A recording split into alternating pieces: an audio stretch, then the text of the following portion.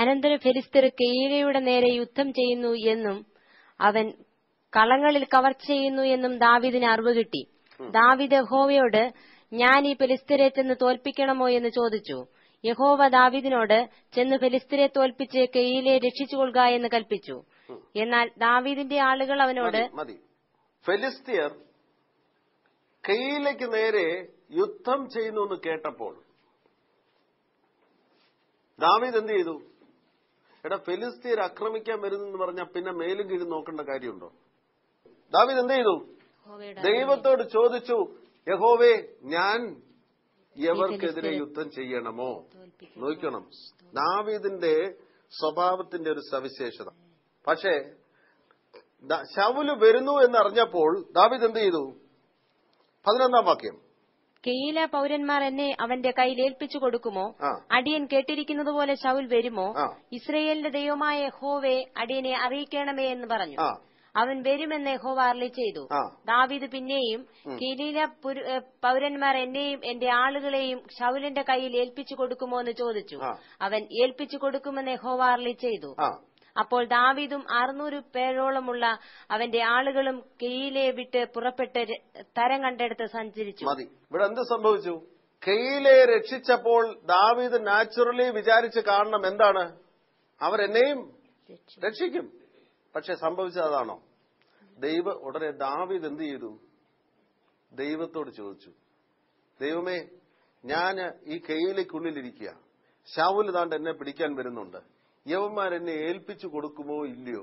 ദൈവം പറഞ്ഞു, ഏൽപ്പിച്ചു കൊടുക്കും, ശൗൽ നിന്നെ പിടിക്കും. അതുകൊണ്ട് ദാവീദ് അപ്പ ചിന്തിച്ചു, ഇനി ഇതിനകത്ത് നിന്നാൽ രക്ഷയില്ല, കാരണം ചുറ്റും കോട്ടയുള്ള പട്ടണമാണ്. പുറത്തിയാടി. Hallelujah, hallelujah.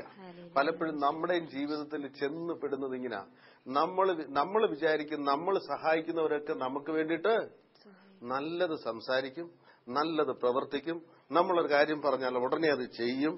അങ്ങനെ പോവും നമ്മുടെ ബുദ്ധിയല്ല. പക്ഷെ ഓരോ സമയത്തും നിനക്ക് ദൈവത്തോടൊന്ന് ചോദിക്കുവാൻ കഴിയുമോ?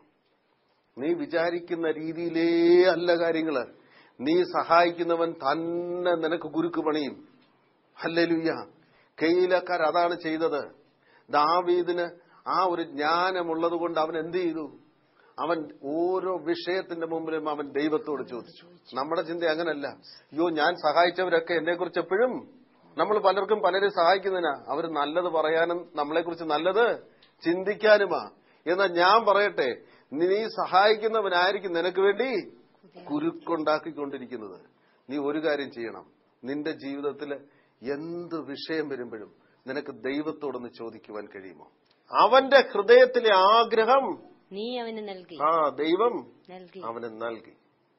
മാത്രമോ, അവന്റെ അധരങ്ങളുടെ യാചന. നീ ഒന്ന് വാക്ക്, നിന്റെ നാക്കുകൊണ്ടൊന്ന് പറഞ്ഞാ മതി. ഇനി എന്തൊക്കെയാ ഹൃദയത്തിലെ ആഗ്രഹമേ തന്നുള്ളൂ. ഇനിയും വിഷയങ്ങളുണ്ട്, നീ പേടിക്കണ്ട. നീ ജസ്റ്റ് ഒന്ന് പറഞ്ഞാ മതി. ഹല്ലേലൂയ. മാത്രമല്ല, തങ്ക കിരീടത്തെ നീ ഒരിക്കലും പ്രതീക്ഷിക്കാത്തത്, നിന്റെ ചിന്തയിൽ പോലും വരാത്ത തങ്ക കിരീടത്തെ നിന്റെ തലയിൽ വെക്കുവാൻ ദൈവത്തിന് പദ്ധതിയുണ്ട്. നീ നിന്റെ പദ്ധതിയെക്കുറിച്ച് ആ ഹൃദയത്തിൽ ആഗ്രഹിച്ചത് അത് തരും, നീ പറയുന്നതും തരും. ഇത് കൂടാതെ ദൈവത്തിനൊരു പദ്ധതി നിന്നെക്കുറിച്ചുണ്ട്. അതെന്താണെന്നറിയാമോ? നീ ഇന്നുപോലും സ്വപ്നം കാണാത്ത തങ്ക കിരീടം നിന്റെ തലയിൽ വെക്കുവാൻ എനിക്ക് പദ്ധതിയുണ്ട്. ദൈവത്തിന് നമ്മളൊന്ന് ഏൽപ്പിച്ചു കൊടുക്കാമെങ്കിൽ, ദൈവത്തിന്റെ കയ്യിലേക്ക് നമ്മുടെ ഹൃദയങ്ങളെ ഒന്ന് ഏൽപ്പിച്ചു കൊടുക്കാമെങ്കിൽ, നമ്മുടെ പദ്ധതികളെ ഒന്ന് ഏൽപ്പിച്ചു കൊടുക്കാമെങ്കിൽ, എല്ലാത്തിനും ദൈവത്തോടൊന്ന് ചോദിച്ചിട്ട് ദാവീദിനെ പോലെ ഒന്ന് ചെയ്യാമെങ്കിൽ, യാക്കോബിന് പറ്റിയതുപോലെ മുടന്തുണ്ടാവത്തില്ല. ഹല്ലേലൂയ. ദൈവത്തിന് അത് തരിക മാത്രമല്ല, നീ പ്രതീക്ഷിക്കാത്ത ഒരു തങ്ക കിരീടം നിന്റെ തലയിൽ വെക്കുവാൻ ഈ ദൈവത്തിന് പദ്ധതിയുണ്ട്. ദൈവം അനുഗ്രഹിക്കട്ടെ. നമ്മുടെ കണ്ണുകളെ അടയ്ക്കാം. ഈ വചനങ്ങളാൽ നമ്മളെ കാണുന്നവരെയും ദൈവം അനുഗ്രഹിക്കട്ടെ എന്ന് നമുക്ക് പ്രാർത്ഥിക്കാം. സ്തോത്രം.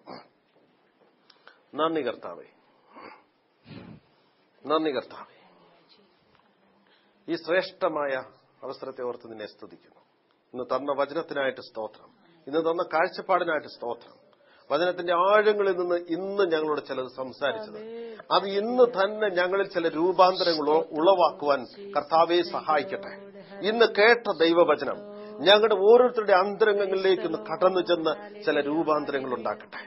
ഞങ്ങളെ മാത്രമല്ല, ഞങ്ങളെ കാണുന്ന അനേകർക്ക് അതൊരു അനുഗ്രഹമായി ഒരു വലിയ രൂപാന്തരത്തിന് ഇടയാകട്ടെ. ഹല്ലേലൂയ. അനുഗ്രഹിച്ചാട്ടെ യേശു കർത്താവിന്റെ നാമത്തിൽ തന്നെ. ഒരു ദാവീദിന്റെയും യാക്കോബിന്റെയും ജീവിതത്തിലെ അനുഭവങ്ങളെ നമ്മൾ ഇന്ന് കേട്ടല്ലോ. ഇത് നമുക്കേവർക്കും ഒരു കാഴ്ചപ്പാടായിട്ട് മാറട്ടെ.